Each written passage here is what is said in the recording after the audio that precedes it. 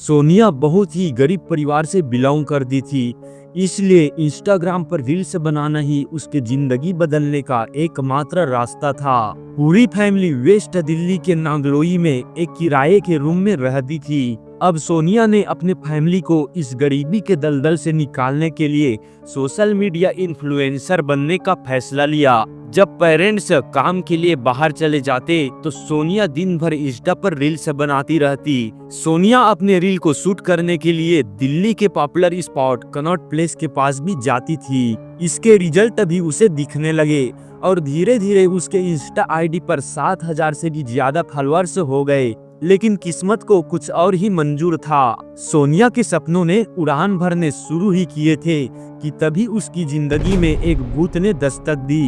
एक ऐसा भूत जिसने सोनिया के सपनों से भरी कहानी को ऐसा बदला जिसकी उम्मीद किसी ने भी नहीं की थी। Welcome to the show, my name is Ritesh and you are watching the case of Sonia Kumari. Sonia जब 19 साल की थी तब उसके लाइफ में एक भूत आया और उन दोनों के बीच में लव अफेयर शुरू हो गया। ये भूत कोई मूवी वाला भूत नहीं था, बल्कि सोनिया का एक सीक्रेट बॉयफ्रेंड था जिसे प्यार से वो भूत बुलाती थी। धीरे धीरे सोनिया ने अपने बॉयफ्रेंड के साथ वाली पिक्चर को इंस्टाग्राम में अपलोड करना शुरू कर दिया। सोनिया अपने बॉयफ्रेंड के पीछे इतना पागल थी कि वो अपने भूत के लिए कुछ भी करने को तैयार थी। सोनिया के माँ और बहन को ये तो पता था कि सोनिया किसी न किसी से प्यार तो जरूर करती है, लेकिन ये नहीं पता था कि वो कौन है, क्या करता है और कहाँ रहता है। वे लोग जब भी सोनिया से उसके बॉयफ्रेंड के बारे में पूछते तो उसका जवाब हमेशा भूत आता था। अगस्त 2024, सोनिया के माँ रजनी देवी ने एक बात नोटिस किया कि सोनिया ने घर से बाहर जाना बंद कर दिया था। उसके तबीयत भी बहुत ज्यादा खराब होने लगे थे। इसलिए डाउट होने पर उन्होंने जब सोनिया का चेकअप कराया तो उनके होश उड़ गए, क्योंकि उनकी 20 साल की बेटी सोनिया 5 मंथ की प्रेग्नेंट थी। एंड यहाँ से शुरू होता है सोनिया के लाइफ का डार्क डे। सोनिया ने लड़के का नाम संजू बताया, जो कि हरियाणा का रहने वाला था, लेकिन अपने फैमिली के साथ रेंट पर सोनिया के घर के पास ही रहता था। अब सोनिया जो है उस लड़के को अपना सब कुछ मानने लगी थी। अक्टूबर 2024 में सोनिया अपने प्रेगनेंसी के 7वें मंथ में इंटर कर चुकी थी। सोनिया ने अपने फैमिली में ओपन कर दिया था कि संजू ही इस बच्चे का पिता है और मैं अपनी पूरी जिंदगी संजू के साथ ही बिताना चाहती हूँ। डिलीवरी की डेट नजदीक आ गई। सोनिया के माता पिता ने मजबूरी में आकर आखिरकार इस रिलेशनशिप को एक्सेप्ट कर लिया। 21 अक्टूबर 2024 को सोनिया सुबह 4 बजे अपना सारा सामान पैक करके घर से निकल गई। जाते जाते अपने छोटी बहन से ये कह गई कि संजू की माँ मुझे कभी एक्सेप्ट नहीं करेगी, इसलिए मैं संजू के साथ अपना घर बसाने जा रही हूँ। जब सुबह 5 बजे सोनिया के माँ रजनी देवी की नींद खुली तो उन्हें पता चला कि उनकी बेटी सोनिया घर छोड़कर जा चुकी थी। उन्होंने जब सोनिया के नंबर पर कॉल किया तो आवाज आया, मैं संजू बोल रहा हूँ, तुम्हारी बेटी तुम सबसे नफरत करती है, इसलिए उसे परेशान करना बंद करो। उसी रात 11 बजे जब सोनिया के भाई ने दोबारा कॉल किया तो वही जवाब मिला। तभी सोनिया के भाई मनीष ने संजू को किसी से ये कहते हुए सुना कि गड्ढा और गहरा खोदो। अब ये बात सुनते ही सोनिया के पेरेंट्स तुरंत नागलोई पुलिस स्टेशन में सोनिया के मिसिंग कंप्लेंट दर्ज कराने पहुंच जाते हैं, लेकिन ये कहते हुए पुलिस ने मना कर दिया कि आपकी बेटी अपनी मर्जी से गई है, इसलिए हम कुछ भी नहीं कर सकते। पुलिस के मना करने के बाद वे लोग खुद संजू का पता लगाने निकल जाते हैं। एंड वे लोग जैसे ही संजू के घर पहुंचते हैं तो उनके होश उड़ जाते हैं, क्योंकि सोनिया जिस संजू के साथ गई थी उसका असली नाम सलीम था। सलीम के घर वालों ने सोनिया के पेरेंट्स को ये कहते हुए भगा दिया कि उनका सलीम के साथ कोई लेना देना नहीं है।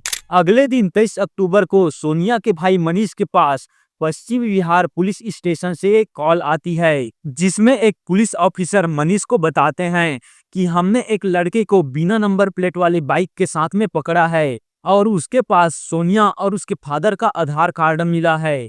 मनीष ने तुरंत ही इस बात को नागलोई पुलिस स्टेशन में बताई, जिससे पुलिस उस लड़के को पश्चिम बिहार से नागलोई पुलिस स्टेशन ले आते हैं। पकड़ा गया लड़का कोई और नहीं बल्कि वही सलीम यानी कि संजू था। जब पुलिस ने उससे सोनिया के बारे में पूछा तो उसने कुछ ऐसा बताया जिसे सुनकर सबके होश उड़ गए।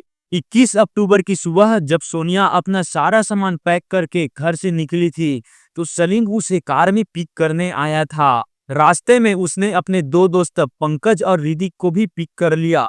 उसके बाद वे लोग रोहतक के लिए निकल पड़े। रास्ते में सोनिया संजू से शादी के लिए दबाव डालती है।